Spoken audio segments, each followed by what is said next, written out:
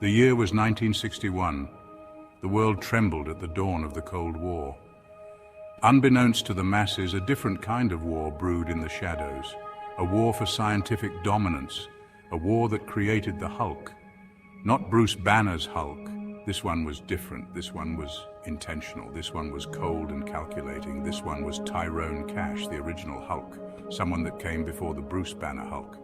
Before the gamma rays, before the rage, there was a man named Leonard Williams. A man of unparalleled intellect, but trapped within a frail and failing body. He craved strength, power, the means to reshape the world. He would find it not in gamma radiation, but in a twisted variation of the super soldier serum. A serum that would rewrite his destiny and unleash a new breed of monster upon the world. Leonard Williams was a genius. He was a celebrated professor at Cambridge University, his mind a labyrinth of complex equations and groundbreaking theories. He was Bruce Banner's mentor, teaching Banner how to recreate the soldier's super serum. Yet his body was his prison, a prison of weak flesh and brittle bones. He watched, frustrated, as athletes dominated arenas while he toiled away in his lab. He yearned to break free from his physical limitations. Williams saw potential beyond the limits of human capability. He delved into forbidden texts, ancient alchemical secrets, and cutting-edge biotechnology.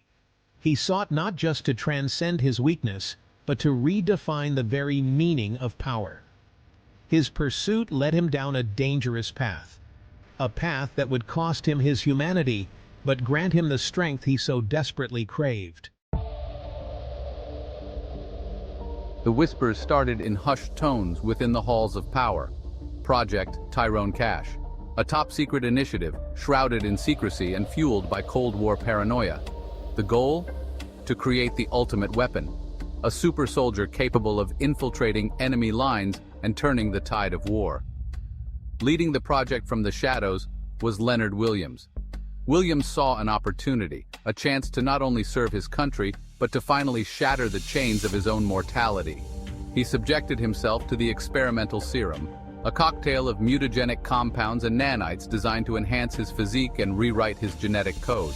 The transformation was agonizing, a crucible that tested the limits of his mind and body. But when the dust settled, Leonard Williams was no more. In his place stood Tyrone Cash. Gone was the frail academic. In his place stood a titan of raw power. Tyrone Cash was a force of nature unleashed upon the world. His initial missions for the government were swift and brutal. He dismantled enemy operations with chilling efficiency. But Cash craved more than just being a blunt instrument. He wanted control. He wanted power. Cash saw the flaws in the system, the corruption that festered within the institutions he served. He realized true power lay not in following orders, but in giving them. He broke free from his government handlers, disappearing into the criminal underworld. He used his intellect and newfound strength to manipulate gangs, topple kingpins, and establish his own empire. He became a ghost story whispered in fear, the boogeyman, the unstoppable Tyrone Cash. Clash of the Titans. News of Cash's exploits reached the highest levels of authority. His actions were not just petty crimes, they were calculated moves that threatened global stability. Nick Fury, director of S.H.I.E.L.D., recognized the threat Cash posed. He knew that this was no ordinary adversary. Cash was a force to be reckoned with, a menace that could not be ignored. He was more than just a superpowered thug. Cash was a mastermind, a villain with a vision, and the resources to make it a reality.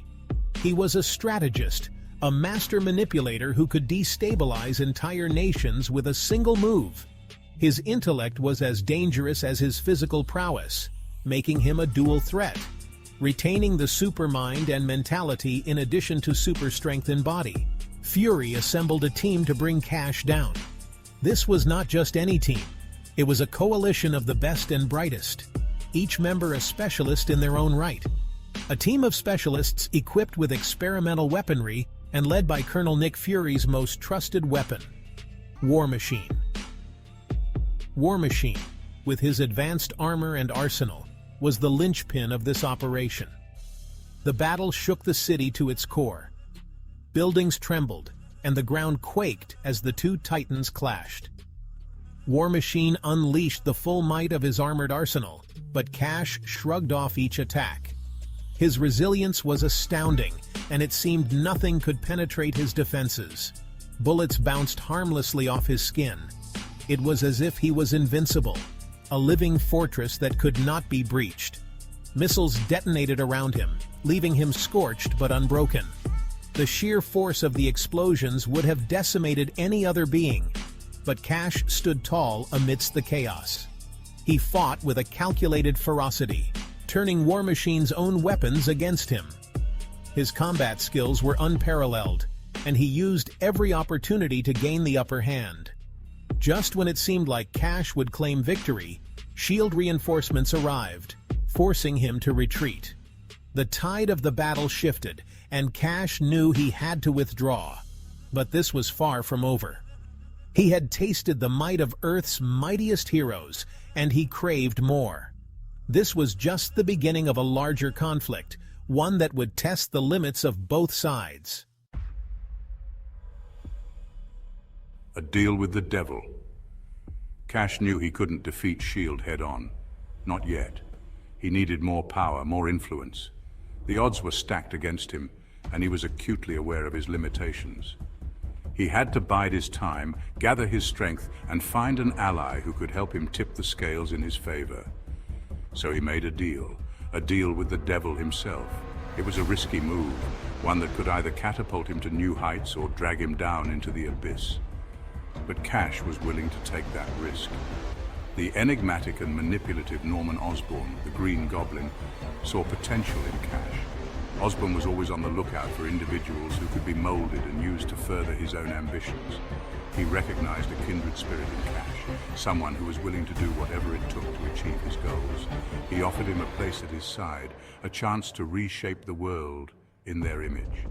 It was an offer that was hard to refuse, a partnership that promised power and influence beyond Cash's wildest dreams. Cash, ever the pragmatist, accepted. He knew that aligning himself with Osborn was a double-edged sword, but he was confident in his ability to navigate the treacherous waters ahead. Osborn provided Cash with resources, technology, and access to his vast network of contacts. These were tools that Cash could use to build his own empire, to carve out a place for himself in a world dominated by powerful players. Cash, in turn, became Osborn's enforcer, his problem solver. He was the one who got his hands dirty, who did the things that Osborn couldn't be seen doing. He eliminated rivals, secured assets, and spearheaded covert operations. His actions were instrumental in consolidating Osborn's power and expanding his influence. He played a key role in Osborn's rise to power, becoming his most trusted lieutenant. But even as he served Osborn, Cash was always looking for opportunities to advance his own agenda. But Cash never forgot his own ambitions. He was always planning, always scheming, always looking for the next move that would bring him closer to his ultimate goal. He was playing a dangerous game, using Osborn as a stepping stone to achieve his own goals.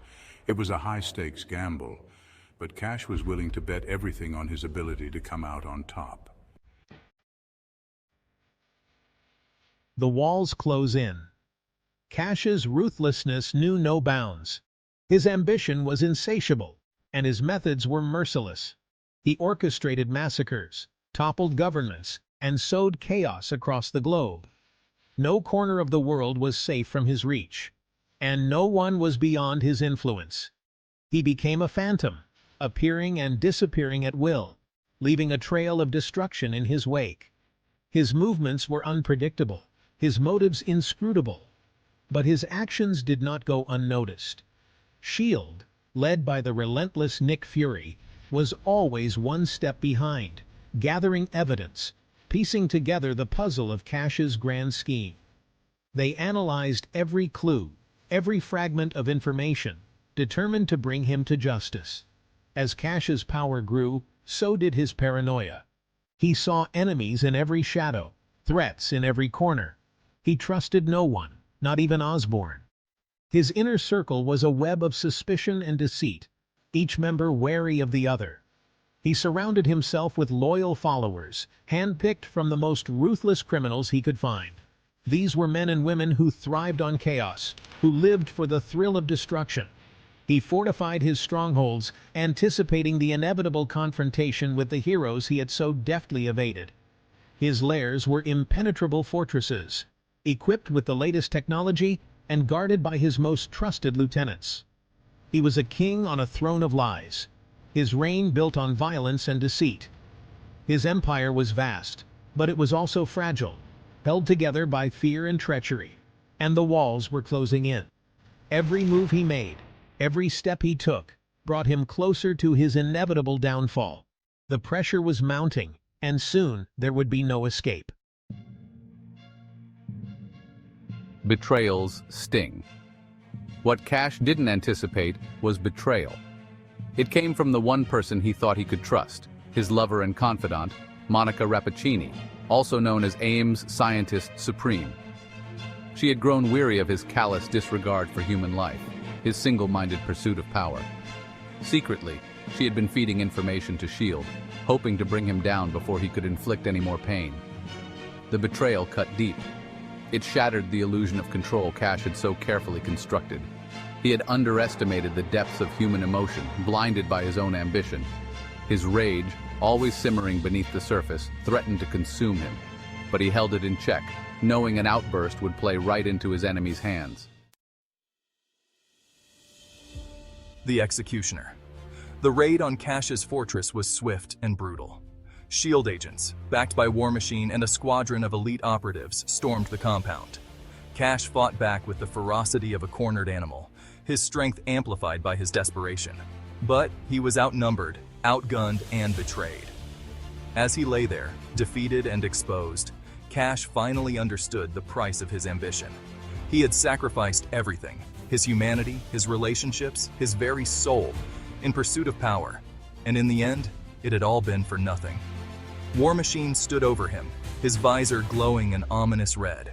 Cash closed his eyes, accepting his fate. Legacy of the Black Hulk. The world breathed a sigh of relief when news of Cash's death spread.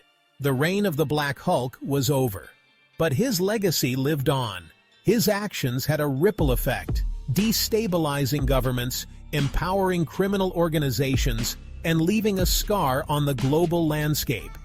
Tyrone Cash became a cautionary tale, a reminder of the seductive nature of power and the devastating consequences of unchecked ambition.